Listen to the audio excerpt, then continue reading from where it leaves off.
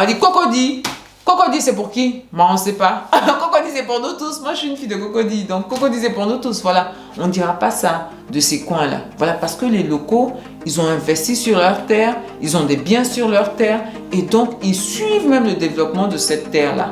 Et le fait même que les locaux aient quelque chose, ça fait que, moi, je pense qu'il y a une certaine forme de bénédiction dans la zone. Voilà. Hello, je suis Jessica GD, métier entrepreneur en Afrique. Je suis dans la restauration, dans l'immobilier, dans l'agroalimentaire et dans l'esthétique. Je vis entre l'Afrique et l'Europe et ici, vous êtes sur ma chaîne où on parle d'entrepreneuriat, d'immobilier et d'investissement. Ce sont les thématiques qui vous intéressent. Je vais vous demander quelques petites choses. Activez la cloche de notification pour ne perdre aucune vidéo. Si vous êtes abonné, likez la vidéo, commentez la vidéo. Partagez la vidéo et surtout pour ceux qui ne sont pas abonnés, je me mets à danser. Oh, je suis en train de danser. Oh, abonnez-vous, oh, abonnez-vous, oh, abonnez-vous. Oh. Si vous cherchez à acheter des terrains du côté d'Adiaké, de Bonois et d'Assini à des prix intéressants, des terrains qui sont sur des sites approuvés et qui ont subi toutes les vérifications de notre part, je vais vous demander d'aller dans la description pour prendre le mail pour rentrer en contact avec mes équipes et moi pour pouvoir vous proposer ces terrains. Et si vous n'avez pas suffisamment de sous, on a le groupe WhatsApp où vous pouvez entrer. Si vous voulez des terrains, vous pouvez entrer pour trouver des personnes pour matcher avec vous pour pouvoir acheter ces terrains-là avec un potentiel de plus-value incroyable. Ça veut dire des terrains, si vous les achetez aujourd'hui, demain, ça peut doubler déjà le prix et tout ça. Voilà, c'est ce type de terrain-là qu'on vous propose. Vous pouvez aller dans le groupe WhatsApp pour trouver des Tinder, voilà, des Tinder pour vous Tinder, pour pouvoir acheter ces terrains-là ensemble. Bien. Ah, mais valeureux, l'affaire de terrain-là, c'est pas facile. Hein. L'affaire de terrain-là, c'est pas facile. Je pense que tout le monde est en train de remarquer que quand l'urbanisation arrive dans les villages, là, c'est la catastrophe. L'urbanisation dans les villages n'apporte pas le développement, ça apporte la pauvreté et ça apporte le chagrin. Voilà. Parce qu'une fois que les paysans se rendent compte que les terrains agricoles qu'ils ont, ça a une valeur marchande, ah bah là, les gens se mettent à tout vendre, sans même penser au futur. Sans même penser au futur. Voilà. Donc, mes valeureux, aujourd'hui, il paraîtrait que dans un coin de la Côte d'Ivoire, là, il y a un chef. Il y aurait un chef, ça circule sur Internet, hein. Ça circule sur Internet. Un chef dont on aurait pris la chaussure, je mets tout au conditionnel parce que je n'étais pas là-bas. Voilà, on aurait pris la chaussure et donc le chef n'était plus chef. Voilà, il a perdu sa royauté quand on lui enlève la chaussure. Nous, les Africains, on a des coutumes, hein. Moi, j'ai entendu des coutumes, on dit le roi est sur la tête des gens. Une fois que tous se sont entendus, ils ont fait le roi est tombé, c'est fini, le roi n'est plus roi. Voilà, c'est fini, sa royauté vient de terminer. Donc, quand le roi sent qu'il y a un coup d'état contre lui comme ça, il évite que les gens le portent. Il évite que les gens le portent.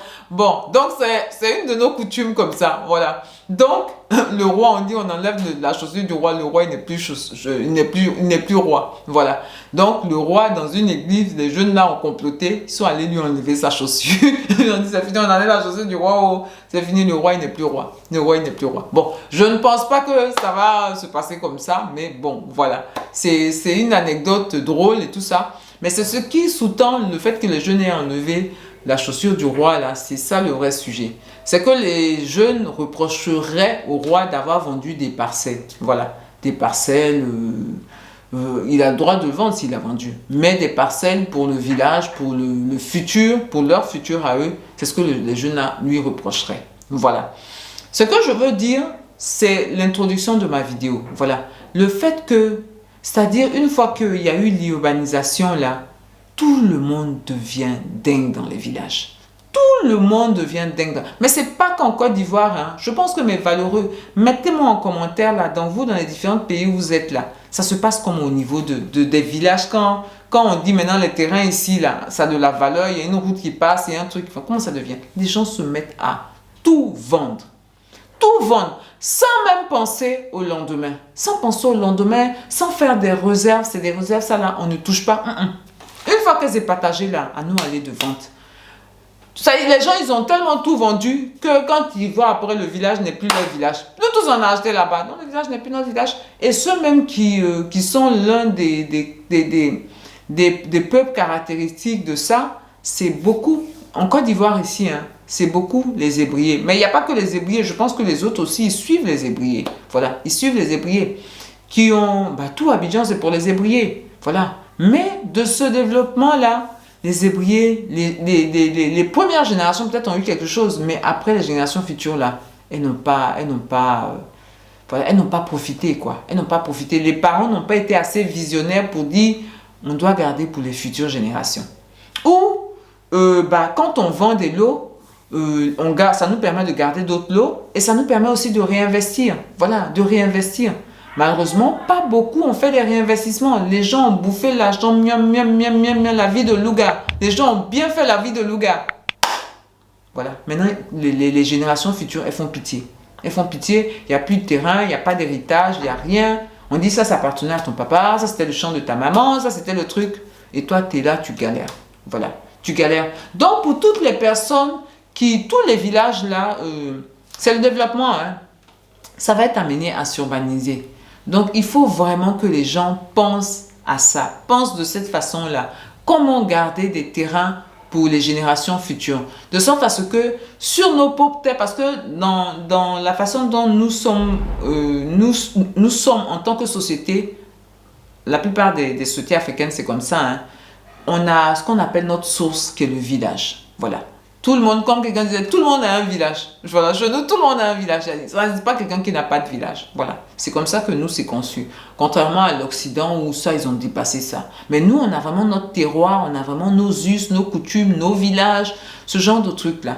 Voilà. Donc, il faut que les intellectuels et les personnes, les sachants, puissent se mettre ensemble pour préserver un certain héritage. Parce que la terre, c'est l'héritage. Voilà. Moi, mon papa, il peut me raconter, ici, là, c'est ton grand-père qui a fait ça, il est parti prendre ça, et puis il a acheté le terrain, là, et puis là, c'est toute une histoire, c'est toute une histoire. En plus de la valeur marchande, c'est toute une histoire. Pour préserver cette histoire-là, de d'où nous venons, qui nous sommes, notre terre originelle. Il y a des gens, vous voyez, actuellement, il y a un influenceur qui est décédé, là. Il est américain, naturalisé américain. Il dit, il veut qu'on l'enterre dans son village. Il veut qu'on l'enterre dans son village. Ça vous dit l'importance de la terre nourricière, l'importance de d'où on vient, ce genre de truc. C'est important. C'est important. Ce n'est pas exclure les autres, hein. C'est pas ce que je dis. Je ne parle pas de dire non, nous seuls. Parce que c'est ça l'exclusion. L'exclusion, c'est nous seuls. Non, nous seuls, ce n'est jamais bon. Ça n'emmène jamais rien d'intéressant. Par contre, sur ces terres, avoir aussi ces terres, parce que je dis, voilà, sur ces terres, avoir des terres sur ces terres, c'est hyper important. C'est hyper important. Donc, la politique de tout vendre là, et surtout tout vendre sans rien investir. Voilà. Si tu vends un terrain, moi j'aime vraiment beaucoup les gens à signer à Swindé, parce que là-bas, quand ils font leur partage de terre là, les jeunes là, vous voyez les hôtels, c'est pour le fils d'un tel propriétaire, ils ont vendu, ils ont fait un hôtel. De sorte à ce que les jeunes, ils ne soient pas en difficulté. Ils ne soient pas en difficulté parce que ce qu'ils produisent là, ce qu'ils gardent là, ou ce qu'ils investissent là, ils vont transmettre ça aux enfants. C'est sur leur terre. Voilà. Donc, dans le village, on ne dira pas que demain, ce village-là, on ne sait plus. On va dire Cocody. Cocody, c'est pour qui? Moi, on ne sait pas. Cocody, c'est pour nous tous. Moi, je suis une fille de Cocody. Donc, Cocody, c'est pour nous tous. Voilà. On ne dira pas ça de ces coins-là. Voilà, parce que les locaux, ils ont investi sur leur terre, ils ont des biens sur leur terre, et donc, ils suivent même le développement de cette terre-là. Et le fait même que les locaux aient quelque chose, ça fait que, moi je pense qu'il y a une certaine forme de bénédiction dans la zone. Voilà. Il y a une forme de bénédiction dans la zone, et ça ne peut que prospérer. La zone ne peut que prospérer. Mais quand les locaux n'ont rien, et puis ils sont miséreux, évidemment, c'est la conséquence de leurs actions, de leurs actes.